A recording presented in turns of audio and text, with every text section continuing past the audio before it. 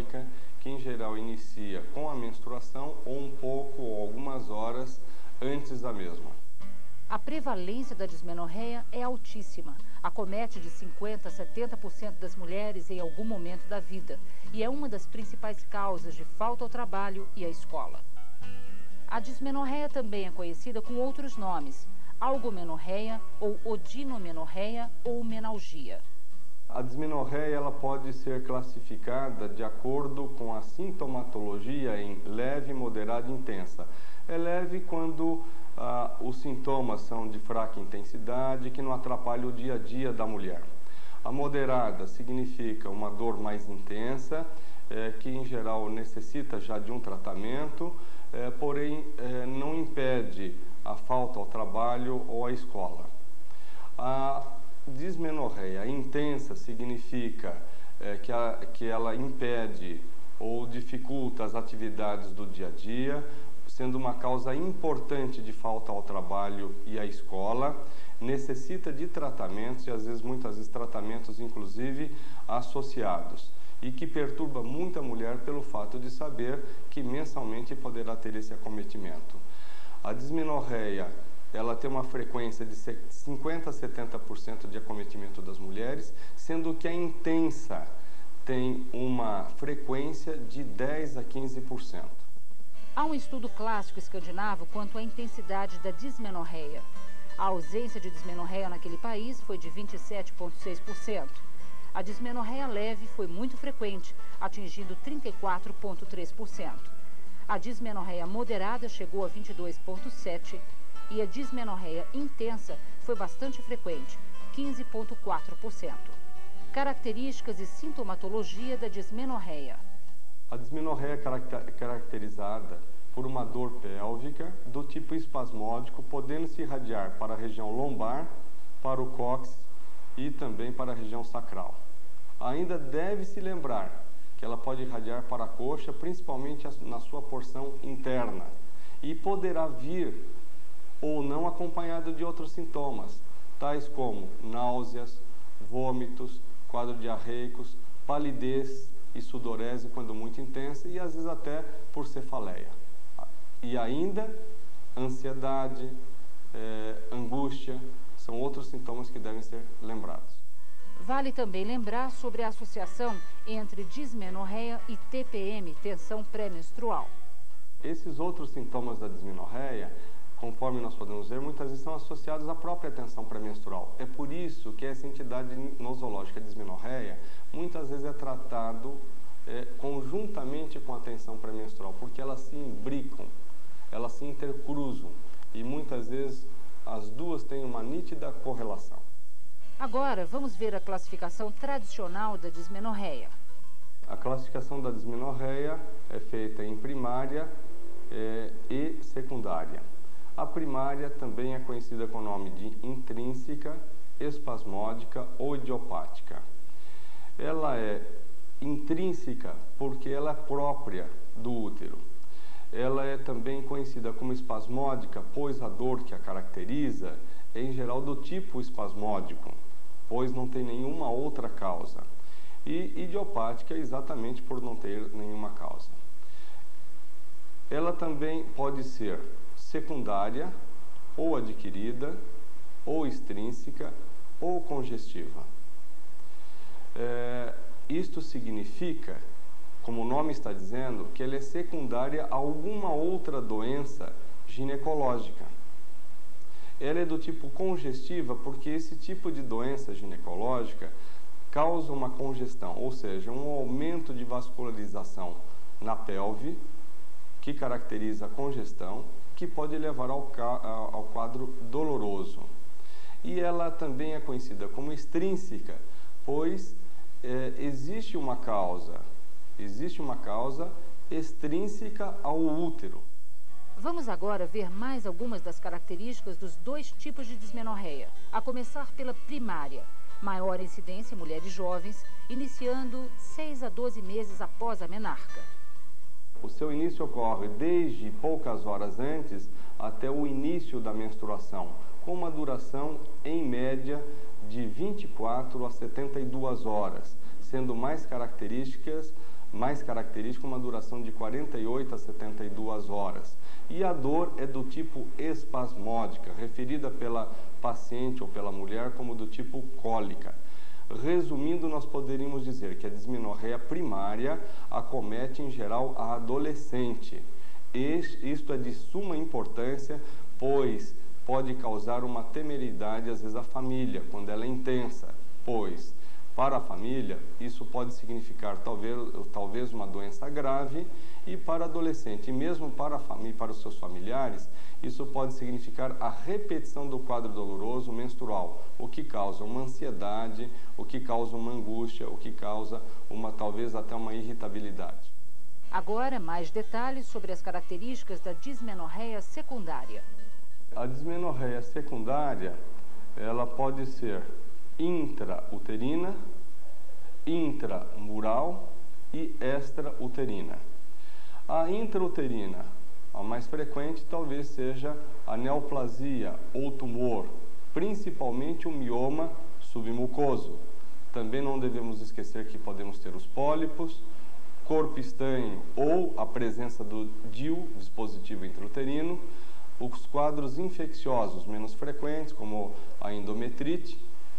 Também podemos ter a estenose cervical e as malformações uterinas. A intramural, a causa mais frequente, sem nenhuma dúvida, são os tumores, e dentre estes, a miomatose uterina.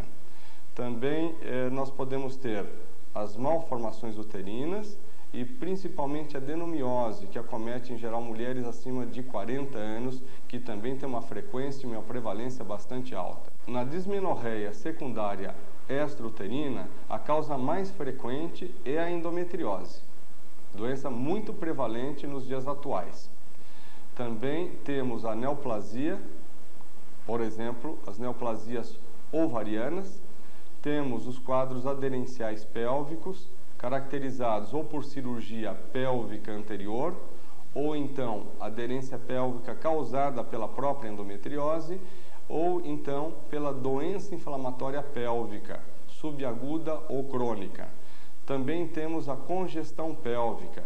É uma situação que, por exemplo, pode acometer mulheres com disfunção sexual que não conseguem chegar, por exemplo, ao platô orgástico.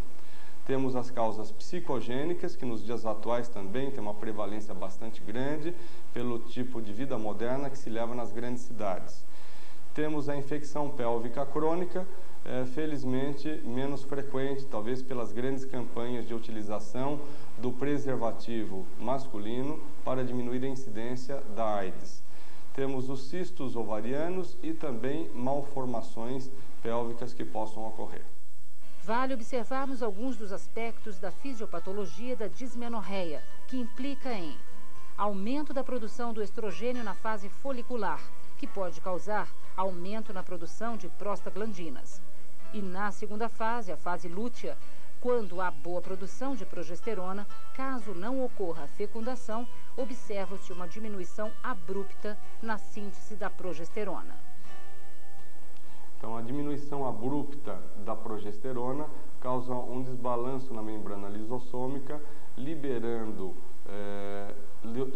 prostaglandinas, liberando prostaglandinas em grande quantidade, que vão atuar na membrana celular, causando um aumento da contratilidade do miométrio, ou seja, da musculatura uterina, e isso vai levar a uma diminuição do fluxo sanguíneo, cuja diminuição leva a uma isquemia, a um quadro doloroso e um aumento da sensibilidade das células nervosas.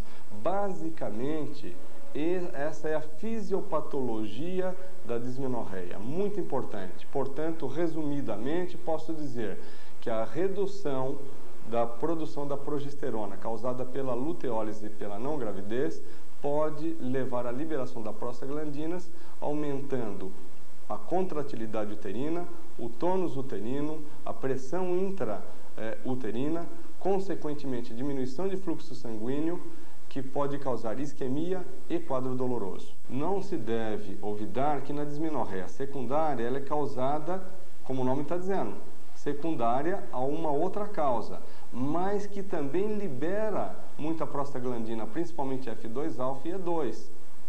portanto, causando o mesmo processo que na dismenorreia primária, por uma outra causa. O processo de diagnóstico da dismenorreia primária engloba a anamnese, que deve ser minuciosa. É a oportunidade de checar vários dados: idade da paciente, se o quadro inicial foi intenso ou leve, foi piorando, que a dismenorreia se iniciou quando, da regularidade dos ciclos menstruais, etc. Para o diagnóstico da dismenorreia primária, também destaca-se o exame físico. No exame físico, nós vamos observar se não existe algum aspecto relevante, como, por exemplo, um quadro de hérnia abdominal e ou inguinal. Então, o exame físico é extremamente importante, o exame físico geral. Se não vamos observar, por exemplo, botões hemorroidários, que são muito difíceis de ocorrer numa adolescente. Vale lembrar algumas peculiaridades quanto ao exame físico ginecológico na dismenorreia primária.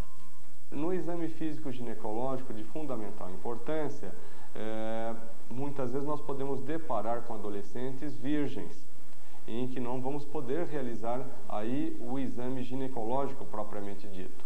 Mas aquelas que já têm uma vida sexual, temos que observar muito bem a região vulvar, pequenos e grandes lábios, se não tem nenhuma anomalia, a vagina, se não tem uma vaginite, se não tem uma cervicite, se não temos a presença de um pólipo que se exterioriza pelo orifício externo, e a seguir o toque, de fundamental importância. Eu gostaria de ressaltar dois aspectos. Primeiro deles, no toque, fazer a palpação das paredes vaginais e principalmente do segmento da uretra e da base da bexiga, e o mais importante seria o fundo de saco de Douglas. Muito importante, pois em caso, por exemplo, de endometriose, nós podemos ter espessamentos no ligamento útero-sacro, podemos ter nodulações no ligamento útero-sacro. E o útero, que é o segundo aspecto importante, em caso de endometriose, em geral tem uma retroversão, que pode ser móvel, mas em geral é uma retroversão fixa. Então, isso é um dado muito importante do exame ginecológico que nós temos que chamar a atenção. Também devemos observar a posição do útero, conforme já falada, se é antiverso flexão ou retroverso flexão. Na retroverso flexão, costuma dar um pouquinho mais de congestão pélvica. Isso pode colaborar com um quadro doloroso, Também no exame do toque, em relação ao útero, devemos observar se esse útero não está aumentado, se não tem a presença de uma miomatose uterina, se não vamos observar algum outro aspecto doloroso ao toque uterino. Vale reforçar um lembrete quanto ao processo de diagnóstico da dismenorreia primária. Portanto, devemos realçar que no diagnóstico da dismenorreia primária, esse diagnóstico é feito basicamente pela anamnese, pelo exame físico geral e pelo exame ginecológico. E não há necessidade de uma propedêutica subsidiária, a não ser que tenhamos encontrado durante esse exame ginecológico ou na anamnese alguma coisa que faça com que tenhamos a necessidade de pedir algum exame. Do contrário, não há necessidade de propedêutica subsidiária. Já na dismenorreia secundária, conforme o próprio nome diz, é secundária a alguma doença e, portanto, pode haver necessidade de uma propedêutica subsidiária. Vale, contudo, não esquecer que existem outras causas não ginecológicas de dismenorreia secundária. Alguns exemplos. Urológica. Afecções mais frequentes são infecção urinária, cistite intersticial, litíase, instabilidade, detrusor. Gastrointestinal. As mais frequentes são obstipação, hérnias, inflamações, síndrome do cólon irritável. Músculo-esquelética. Temos doenças degenerativas, postural, fibromiosite, discopatias, osteofitos, distensões. Não se deve esquecer que as secundárias acometem mulheres de mais idade, em que começa a aumentar a frequência dessas doenças fibromusculares. Outras causas nós poderíamos colocar como a dor somática referida, distúrbios de sono, depressão, distúrbios de personalidade. Então, volto a frisar, que as causas não ginecológicas devem estar na cabeça do médico, porque elas não são infrequentes. Agora vamos ver mais detalhes sobre os exames que podem ser realizados para a investigação da dismenorreia secundária, a começar pela ultrassonografia. Na dismenorreia secundária, o exame talvez propedêutico mais importante é a ultrassonografia pélvica ou transvaginal, de preferência transvaginal, que poderá ser complementada com a pélvica. Ela é muito importante. Como se diz na gíria, ela é o terceiro dedo do ginecologista. Ela é de fundamental importância, porque ela que vai poder observar detalhes, como por exemplo a presença de um pólipo, de um mioma submucoso, de uma anormalidade ou de um cisto complexo, por exemplo, ovariano, presença de varizes pélvicas. Ela é de fundamental importância, volto a frisar. Orientações agora sobre os exames de tomografia e ressonância magnética no diagnóstico da dismenorreia secundária. A tomografia computadorizada e a ressonância magnética devem ser pedidas em situações especiais. Nós temos sempre a avaliar a relação custo-benefício. São exames extremamente caros. Na propedêutica ginecológica para a dismenorreia, em geral não há necessidade. Eu diria que talvez só em algumas situações tais como tumores ovarianos de grande tamanho, complexo, em que a gente quer talvez ter um melhor detalhamento. A ressonância magnética, talvez numa determinada situação, que seria malformações uterinas bastante importantes, em que eu tenha necessidade de um diagnóstico mais preciso. Do contrário, em geral, não. Observações sobre a utilização da endoscopia pélvica. Outro exame de bastante importância nos dias atuais seria a endoscopia pélvica, em que nós poderíamos dividir em histeroscopia, quando há uma suspeita, por exemplo, de um pólipo, ou então da presença de um mioma submucoso. E a endoscopia do tipo laparoscopia pélvica, cuja importância é bastante grande, principalmente no diagnóstico da endometriose, que é uma doença muito frequente nos dias atuais, levando muito à infertilidade. Então, aí a laparoscopia é de fundamental importância. Também pode ser utilizada a esterossalpingografia em caso em que a suspeita de uma doença inflamatória pélvica crônica, em que poderemos ter um endossalpíngeo. A esterosonografia é um exame mais recente, que vem tomando bastante corpo e sendo aplicado talvez com um pouquinho maior de frequência para, às vezes, fazer um diagnóstico de um pólipo endometrial. A investigação diagnóstica de dismenorreia secundária também pode incluir, em alguns casos, exames sanguíneos. Dos exames sanguíneos, um que nós devemos chamar um pouco a atenção seria a dosagem de marcadores bioquímicos. E desses, o mais importante é a dosagem do CA-125 para suspeita de endometriose ou então de tumores ovarianos. Deve-se ressaltar que ele deve de preferência ser pedido durante o período menstrual. Quanto mais precoce o diagnóstico da dismenorreia, primária ou secundária, melhores poderão ser os resultados do tratamento. Vamos, aliás, ver algumas das abordagens para tratar a dismenorreia, a começar com as medidas gerais. No tratamento da dismenorreia, nós não devemos esquecer que devemos ter as medidas gerais e a terapêutica específica. Nas medidas gerais, é importante o apoio psicológico, emocional, porque é um quadro de repetição mensal. Devemos reforçar a essa paciente e a sua família, principalmente nos casos da adolescência, de que não é uma doença grave, não é uma doença que vai causar problemas a longo prazo. Isso é de fundamental importância, porque a ansiedade, a irritabilidade, o nervosismo, a apreensão pode ser bastante grandes. Um outro ponto importante é uma dieta alimentar mais leve, menos pesada, muito mais tranquila durante a fase da incidência do quadro doloroso. A atividade física é importante, que se faça, ter uma atividade física, principalmente se gostar de algum esporte, a prática esportiva. Deve-se ressaltar que nos quadros de dor muito intensa, isso não vai ser possível, aí ao contrário, o repouso. Além das medidas gerais, destaca-se a terapêutica medicamentosa. Na terapêutica medicamentosa, os anti-inflamatórios não hormonais são considerados como padrão ouro, o tratamento mais importante, com melhores resultados, causando 90% de melhora clínica, pois os mesmos inibem a síntese de prostaglandinas, consequentemente não deixam as mesmas causarem um quadro doloroso, de dor espasmódica. Então, eles são os tratamentos de eleição. A recomendação modernamente implica em anti-inflamatórios não hormonais inibidores da COX-2. Não se deve esquecer que no organismo humano existem duas enzimas chamadas ciclooxigenases, conhecidas com a abreviatura COX, COX-1 e COX-2. COX-1 é uma enzima constitutiva que existe em todos os tecidos, principalmente, por exemplo, no tubo digestivo, que protege o tubo digestivo. E a COX-2 é uma enzima que pode causar o quadro de dor, de inflamação e de febre.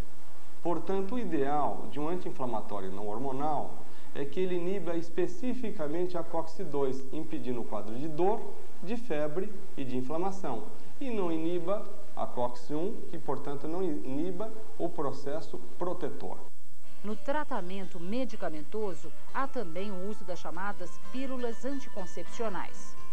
Não devemos esquecer ainda que os anticoncepcionais hormonais combinados orais podem e devem ser utilizados, e principalmente tem indicação quando existe uma vida sexual ativa, por exemplo, da adolescente, e com o quadro de dismenorreia. Então nós devemos talvez utilizá-lo com duplo sentido, ou seja, evitar o quadro de dor e também o objetivo de evitar uma gravidez.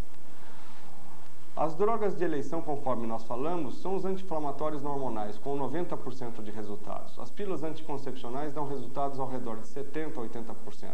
Quando a utilização das mesmas não alivia um quadro doloroso, elas devem ser associadas aos anti-inflamatórios não hormonais, ou vice-versa. Está utilizando um anti-inflamatório não hormonal, não deu um resultado tão bom, tão esperado, eu associo uma pílula anticoncepcional. Vale esclarecer sobre alguns outros medicamentos. Outros medicamentos podem ser utilizados, porém a frequência de uso é muito pequena, pois os resultados não são tão bons. Podemos mencionar nessa categoria o magnésio, os antagonistas de cálcio, os tocolíticos, como a isoxisuprina. Porém, na prática clínica, o seu uso é desprezível. Já o tratamento cirúrgico é considerado de exceção. Pode ser também realizada a cirurgia de Cote, que seria a ressecção do plexo no ligamento largo, e a cirurgia de Castanho, que é a ressecção pré-sacral, ou anerectomia pré-sacra. Porém, são tratamentos de exceção e hoje em dia não se utiliza, e volta a reforçar. Sua utilização seria uma medida de exceção. No entanto, a cirurgia de Doyle, que era a ressecção do ligamento uterosacro, ela voltou a ser utilizada por via laparoscópica, mas os seus resultados são ambíguos. Então, na prática clínica, deve ser pouco executado. Um outro aspecto cirúrgico, que foi, esse sim, muito utilizado no passado, como a dilatação do orifício interno do colo do útero, hoje em dia praticamente não é realizado, pois o tratamento medicamentoso apresenta resultados maravilhosos. A decisão sobre a conduta do tratamento cabe sempre ao médico. E quanto antes e mais preciso o diagnóstico, melhor para a promoção da saúde global da mulher. Dessa forma, tentamos abordar os principais tópicos relativos à dismenorreia, que é uma das entidades nosológicas mais comuns e frequentes no consultório de nós tocoginecologistas.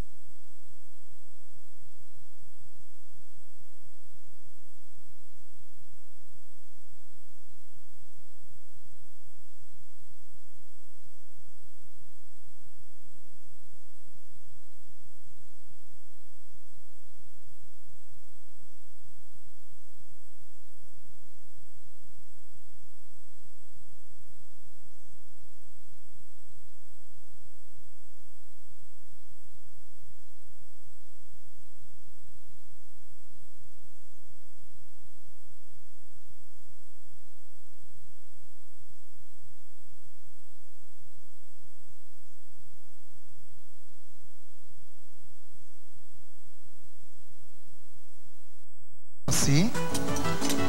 Aí a nossa cebola, ela não precisa fritar demais. Por quê? Porque ela nunca vai ficar crocante aqui na fritadeira.